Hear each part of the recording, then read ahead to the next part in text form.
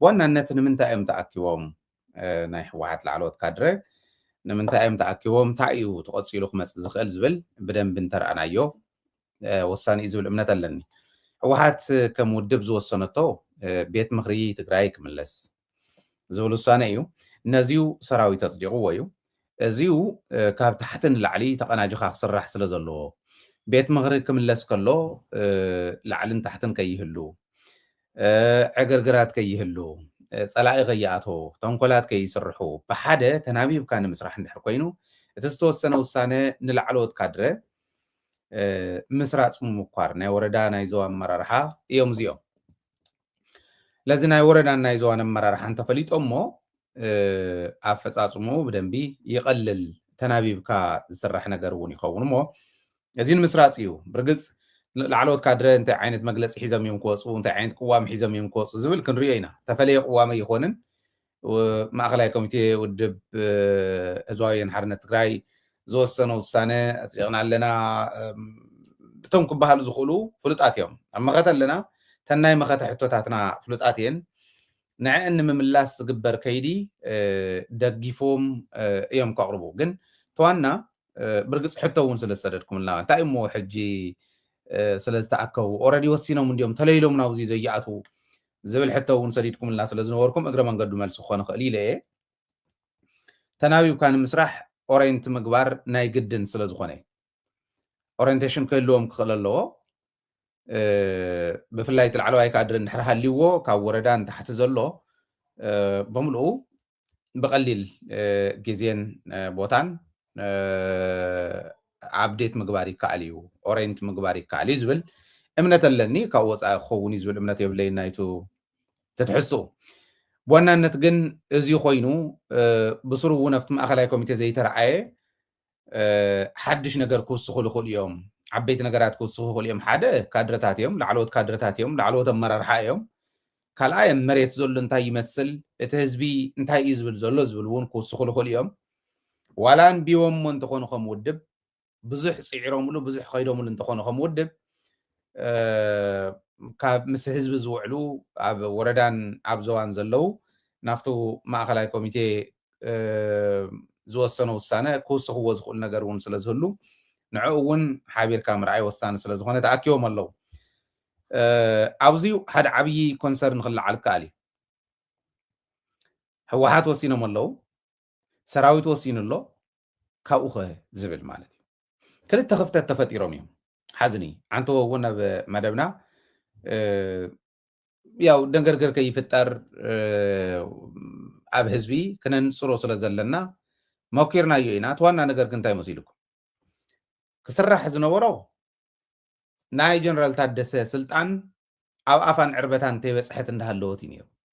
ተወሲኑ መን ከም ዝመፅእ ከመይ ከም ዝምራሕ ኤቭሪቲንግ ክውሰን ነይርዎ ክስራሕ ነይርዎ እዚዩ ቅድሚ ናይ ጀነራል ታደሰ ስልጣን እኺልካ ኢኻ ዝብል ውሳነ ትሕዚ ሰማዕናዮ 2 ወርሒ 3 ወርሒ ቅድም ኢሉ እንታይ ከም ዝኽተል ወሲንካ ይጽናሕ ፕሮአክቲቭሊ ክንርኢ እንድሕር ኮይና ተካይዳ ንሱ ይኾን ነይርዎ ንሱ ይገበርዎን ናይ መን ጉድለት እዩ ዝብል ጉድለት እንዳሓዝና ንኸይድ እንዳላኸኽካ ናብ ዝኾነ እንዳፅጋዕኻ ኣይኮነን እንዳሓዝናዮ ንኸይድ ጀነራል ታደሰ ከም ሓደ መራሒ ናይቲ ዓዲ እውን ጎደሎ ነይርዎ ኣቕሪበ ነይረ እዩ ዝብል ንሱ ኣብቲ መግለፂ እውን ሰሚዕኹም ቅድሚ 2 ወርሒ ኣቕሪበ ነይረ ይብል አይ ዶንት ቲንክ ሶ ቀሪቡ እንተኮይኑ ምንታይ ዓፊና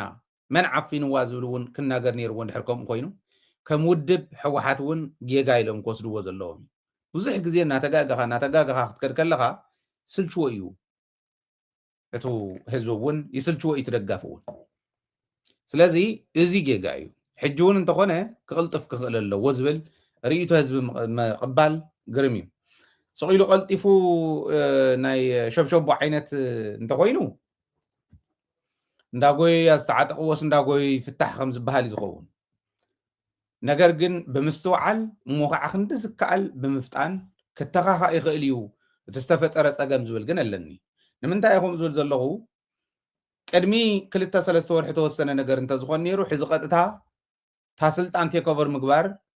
ወሳኒት ነይራ እንታይ ፀገም ፈጢሩልና ዘሎ ሕዚ ይመስለኩም ዋላፍቲ ናይ ቀትሪ መደብና እንተሪኢኹሞ ቀትሪ ዝብል ዘለኹስ ናይ ብናይ ኣውስትራልያ ማለት እየ በቃ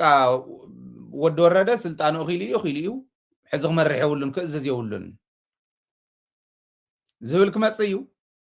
እኒሄ እውን ንሪኦ ኣለና እሞ ካበይ ናበይ ነላግበን ዝብል ግን እቲ ሪስክ ኣይርእይዎን ገሊኦም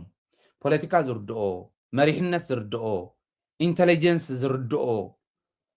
እዩ እዚዩ ብደንቢ ገይረ ዝተውዒሉ ክሪኦ ዝኽእል እቲ መሪሕነት ማሕበረ ቁጠባ ጥራሕ ኣይኮነን ዝሕዝ እንተሎ ድሕንነት እዩ ድሕንነትና እሞ መዓዝ ሓሊልና ማሕበረ ቁጠባስ እንታይ ሰሪሑ እዩ ኣብ ኢኮኖሚ እንታይ ሰሪሑ ኢልና ክነቃልሎ ንኽእል ኢና መሪሕነት ዘይብሉ ኦረዲ ክፍቲ ንኩሉ ንሕና ከዓ ኣብ ኩናት ዘለና ኢና ክትጣበቕ እንተትኾን ነይራ ተለይላ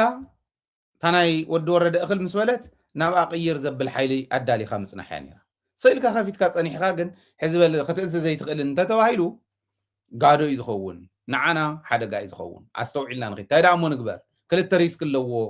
ስቂልና ንወዲ ወረደ ነቕፅሎ እንተኢልና እውን ክልተ ሪስክ ኣለዎ ክልተ ረብሓ እውን ኣለዎ እቲ ክልተ ሪስክ እንታይ እዩ እቲ ሓደ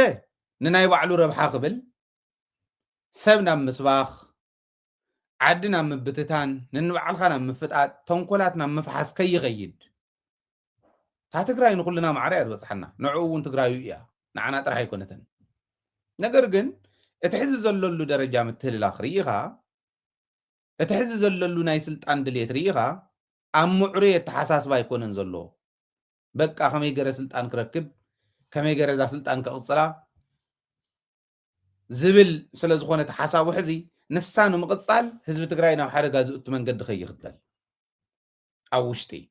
ዕግርግር ዝፈጥሩ ፍቲያን ፍቲያን ሕማቕ ዘማኽሩ ሕማቓት እውን ስለ ዝኔው እዚኣ ፀገም ከይትኾን ሓንቲ ሓደጋ እያ ስኢሉ እንተቐፂሉ ዝብል ዘለኹስ ንሓዋር ኣይኮነን እቲ ቤት ምኽሪ ናስካዓ ዝመፅእ እዩ ንሳ ዘይለገብዋ ስለ ዝፀንሑ እቲ ቤት ምኽሪ ስካዓ ዝመፅእ ከመይ ጌርካ ተዓዲ ክፍቲ ከይትኾን ኣማሊእኻ ይፀናሕ ዝብል ንምቕማጥ እዮም ማሕበራዊ ሚድያ እውን ይርኢ ነይረ ዝእዝዞ ካቢነ የለን ይብል ከርክብ ኣለዎ ሪኹም ክንድታ ንፀልኦ ተኣክል ስርዓት እውን ክህልወና ክእል ኣሎ ችድ ባዕልካ ትፈልጥ ኢልካ ይኽየድን ንሱ እውን ብሕግን ብስርዓትን ነቲ ዝመፅእ ቤት ምኽሪ ዝሾሞ ፕሬዚዳንት ከርክብ ኣለዎ ንዓኣ ንክዳሎ ኢና ፑሽ ክንገብር ዘለና እምበር ካብ ሕጂ እንዳሓር ማንም ከይመፅእ እንተኢልካ ከፈት ካሉ ንፀላኢ ማለት እዩ ንፀላኢ ንኸፍተሉ ኣለና ልቢ በል ኣነ ከምዚ ክብል ከለኹ ወየት ሕመቕ እኒያ ሓንቲ ወዲ ወረደ ተዛረባ ቁም ነገር ዝኾነ ፍልይ ዝበለ ነገር እንተምፂኻስ ከምዚ ኢልካ ምልጣፍ ትብል ብትክክል ትኽየደላ ኣላ ኣብ ትግራይ ጌጋ እዩ ኣነ ዝረኣየኒ ዋላ ክንድድላዩ ሰነፍ ይንበር መንግስቲ ዘይብላ እያ ትግራይ ሕዝት እዮም እውን የመዓራርዩ እዮም ዘለዉ እስካዕ ቤት ምኽሪ ዝመፅእ ስቂልና ኢና ዘለና ብሕገ ልቦና ይመሓደር ኢልካ ናይ ዘመን ኢኒ ዘረባ ምዝራብ ትክክል ኣይኮነን ወይ ኦኬ ወሪድካ ኣለኻ እስካዕ ሽዑ እዚ ወሲና ኣለና እከለ ከመሓድር ኢልካ ምሻሚ ተዘይኮይኑ ከተረክብ ኢኻ ብሰላም ቤት ምኽሪ ንመልስ ኣለና ቤት ምኽሪ ንክምለስ እዚ ሓግዝ ንሕና እዚ ክንገብር ኢና ቤት ምኽሪ ይመለስ ድሕሪ ቤት ምኽሪ ፕሬዚዳንት ክሾመልና ኢልካ መንግስቲ ዘለዎ ዓዲ እዩ ዝግበር ዋላ ሰነፍ ይኹን ክፍተ ይኽፈትን ናህና ከዓ ሪኢኹም ተዓብዪ ሪስኩ ንኣብነት ኣብ ኣሜሪካ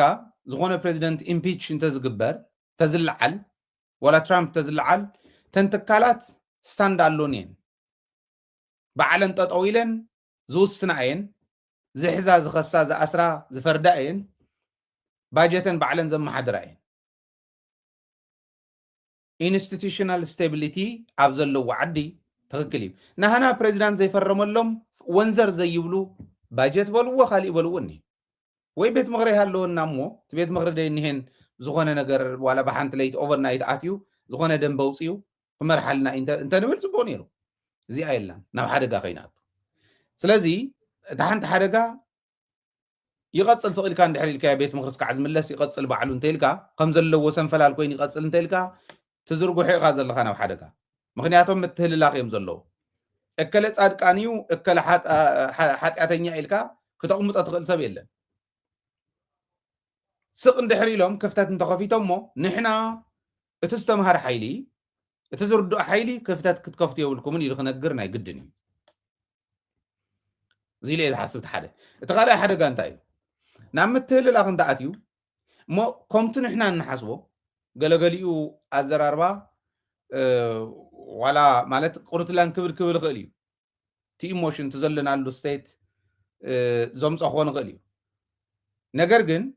እትንሱ ዘለዎ ተሓሳስባ ትንሱ ዘለዎ ክሕደት እውን ቀሊል ኣይኮነን ጣዕመ ሕማቅ ደረጃ እዮም ዘለው ዞም ኦልሬዲ ካብ መኸተ ፀረት መኸተ ተሰሊፎም ዘለው ንብሎ ስለዚ ካሊእ ሓደጋ እንታይ እዩ ስኢልካ ልቅ እንተለቂቕካዮ ኣብ ዘለዎ ይቐፅል ሳዕቤት ምኽሪ ዝመፅእ ኢልካ እንተለቂቕካዮ እሞ ብዘይ ክትትል እንተኮይኑ እንድሕር ኣነ ዘይሕዛ ስልጣን እማ ብድሕረይ ደንደር እውን ኣይትውቀላ ዝብል ናይ ፃድቃን ዓይነት ውሳነ ክውስን ክእል እዩ ዳት ሚንስ ፌደራል እቶ በዚ ገርካ እከለ በዚ እንተመፂኻ ዝብል ናይ ምሕባር ናይ ምንባብ ምስ ፀላኢ ክሰርሑ ክእል እዮም ክገብሮ ይኽእል እየ ኣይኮነን ዝብል ዘለኹ ኣነ ሪስክታት ኣለውዎ እቲ ምውሳን እውን ፀጋታት ከዓ ኣለውዎ ሓደ ፀግኡ ኣብቲ ኢንተርቪው ሰማዕናየን ጥርጥር ዝበላ ኣፍቲኣን ኣፍቲኣን ከም ዒደር ኣብቲ ነፍቲን ዝበቆላ መደረታት ነይረን እንድሕር የዋፅኡ ኩናት የምፅእ እንተተባሂሉስ ንስ ምቕባል ከድሊ እዩ ዝብል ስኢላ ሰንፈላል ዝኾነት ዓይነት ዘረባ ነይረ ከቕበሎ ኢሉ ኣይኮነን ነገር ግን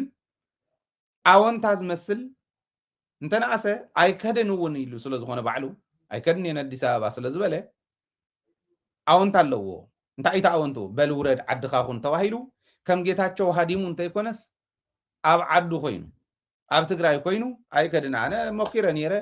ኣዊኒ ስለዚ ቢዝነስ እየ ዝገብር ኢሉ ዝዘልቀሉ ተመኺሩ ተማዒሉ ናብቲ ደረጃ ንሱ ምምፃእ እውን ዝከኣለሉ ኩነታት ክህሉ ይኽእል እዩ ሓደ እቲ ካልኣይ ፀጋ እቲ ስልጣን ምርኽኻብ ከም ጌታቸው ሃዲምካ ምኻድን ከምታ ናይ ጌታቸውን ናይ ደብረፅዮንን ሰላም ተባሂልካ ምፍልላይን ነንበይነን እየን ዋላ ንዝቕፅል ዲፕሎማሲና ሕዚ ዘሎ ኢሞሽንና ኣይትረኣዩ ካባይ ንላዕሊ ካብ ገዛይ ንላዕሊ ተጎድአ ሰብ የለን ርግፀኛ እየ ማለት ጉድኣተይ ባዕለይ ስለ ዝፈልጣ ግን እንተነኣሰ ሰላም ተባሂሎም ብሰላም ታ ስልጣን ንቤት ምኽሪ እንተረኪቡ ዓብይ ዲፕሎማስያዊ ረብሓ ኣለዎ ንዓና ገና እኮ ኢና ክንከድ ሃገር ክንገብር ንትግራይስ ክንከድ እኮ ኢና ገና ነዊሕ ጉዕዞ እዩ ዘለና ኢሞሽንኩም ጥራሕ ይተንብቡ ካብዛ ሚድያ እዚኣ ንላዕሊ ዘቃልዐሎ ድዩ ወዲ ወረደ ገለገሊኦም ኣብዚ ዝሕለፍናዮ ኣዋርሕ ዝሕለፈ ኣልዒሎም ክሕልፉ ኢኹም ትሰምዑ ንኣብነት ናይ በዓል በየነ ናይ በዓል ጌታቸው ናይ በዓል ፀጋይ በርሀ ኣዲስ ኣበባ ዘቕመጥዎ ኣብ ጉምሩክ ዘቕመጥዎ ኣብ ቃሊቲ እውን ዘሎ ኣቑሑት ናይ ትእምት ቅድሚ 3-4 ወርሒ ዘቃልዕናዮ ኣብዚ ትማሊ ብቅድሚ ትማሊ ዘቃልዑ ሰባት ትሪእየ ነይረ ካብዚ ሚድያ እዚ ንላዕሊ ቀዲሙ ዝወፅሖም የለን ነጊርናዮም ለሚናዮም እውን ይሰምዑን ይሕምመና እዩ ከምኡ ክትሓስብዎ ከለኹም ግን እንታይ እየ ዝርኢ ይመስለኩም ኣነ ፅባሕ ንግሆ ተዓድታ ፕሬዚዳንታ ከምዚ እንዳበልዋ ዝኸድዕዋ ዝኸዱ ዓዲ ዋላ ባዕሎም ብሕመቆም እንተኾነ ከምኡ ክንበሃል ኣይደልን ክንዘውር ኢና ገና ኣምባሳደራት ዓድና ኮይና በብዘለና ኣሎ ሃገር ፐብሊክ ዲፕሎማሲ ክንሰርሕ ኢና ሃገር እንተኮይና ናፅነትና እንተረኺብና ፅባሕ ንግሆ በብዝኸድናዮ እታ ዓዲ ብትርጉማ ብስልጣንኣ ብጥንታውነታ ብታሪኻ ክነፋልጣ እንተኮይንና ታሪኻ ክንሕምቕ የብልና ፄርካ ኢኻ እዚአን እንታይ ንምባል እየ ዘልዕለን ዘለኹ ይመስለኩም መንግስቲ ክፍቲ ክኾን ስለ ዘይኽእል ኢንስቲቱሽናል ስቴቢሊቲ እውን ስለ ዘይብልና ኩለና ብሓደ እንጠልጠላ ስለ ዝኾና ከምኡ ስለ ዝኾነ እቲ ሲስተምና እቲ ሲስተም ዝፈልጦ ኣብዚ ኮመንት ይግበር ሊንክ እውን ከቕምጠልኩም እዩ እተው ንዓይ መጉትን እንድሕር ኖ ትብሉ እንተኾንኩም ኣብዚ ኣቕሚጠልኩም ኣለኹ ኣቲኹም ክትምጉቱን ትኽእሉ ኢኹም ወዲ ወረደ ፈቲናዮ እንተይኮነስ ዕረ እንዳጣዕመና እውን እስካዕታ ቤት ምኽሪ መፅኡ ፕሬዚዳንት ሾመልና ብስሩዕ ተዓዲ ምንም ዓይነት ክፍተት ከይፍጠር ተሓታትነት ብዘለዎ መንገዲ ክሕልዋ ክእሉ ኣሎ ስቕኢልካ ሰንፈላል እስካዕ ዝምለስ ስቕ ንበል ኢልካ ግን እንተተገዲፉ ዓዲ ሃገር እዮም ክጥቀሙልና ስለዚ ኣብ ውሕልና ምርኣይ ወሳኒ እዩ ኢሞሽን ኣይኮነን ዘመሓድሮ ዓዲ ርእሲ ውሕልል ዝኾነ መሪሕነት እዩ ዘመሓድሮ እሞ ኣነቱ ላዕለዋይ ካድረ ተኣኪቡ ዝኒሄ ምእካቡ ፅቡቅ ከምዚ ዝበሉ ክፍተታት ግን ቶሎ ክምላእ ክእል ኣሎ ቤት ምክሪ ቶሎ መፅዩ ቶሎ ናይ ቬቲንግ ስራሕቲ ተሰሪሖም ዝባረር ተባሪሩ እቶም ዝኸድዑ ዝትካእ ተተኪኡ ዝታት ተገይሩ ፕረዚዳንት ሸይሙልና እስካዕ ንርኢ ዓዲ ክፍቲ ከይትኾን ምሕላው ወሳኒ እዩ ዝብል እምነት ኣለኒ ማለት እዩ ስለዚ እዚኣ እሞ ኣይክሒዱ እንድዩ ናይ ኣብይ ተቐቢሉ እንድዩ ከምዚ እንዲ ክንብል ንኽእል ኢና ትክክል ኢኹም ሓታትነት ብዘለዎ መንገዲ እሞ ከዓ ንኢንተሊጀንስ ካውንተር ኢንተሊጀንስ ኣለዎ ንሱታት ዝፈልጥ ሰብ እዩ ኮመንት ክገብር ዘለዎ ንሱታት ዝፈልጥ ሰብ እዩ ብድፍረት ክዛረብ ክኽእል ዘለዎ ኢሞሽንካ ጥራሕ ኣውፂኻ ምዝራብ ትክክል ኣይኮነን ስለዚ ተዓዲ ከመይ ጌርና ዳ እሞ ዝብል መፍትሒ ሒዙ ዝመፀ ችድ ልዕላ ድኻ ውረድ ከምዚ ገለታት ክብል ዝኽእል ፅቡቅ እዩ ንሱ ማለት ኣይኮነን ግን ትኸምኡ ዝበለ ኢሞሽን ዝኾነ ቁም ነገር ሒዝ እንተዘይመፅዩ ዓዲ ናብ ጣጣ ዝእቱ ስለ ዝኾነ ብደንቢ ኣስተውዒልካ ምርኣይ ወሳኒ እዩ ዝብል ከቕምጥ ደሊአ እቲ ናይ ሕወሓት ላዕለዎት ካድረ ኣኼባ ነዚ ይመስል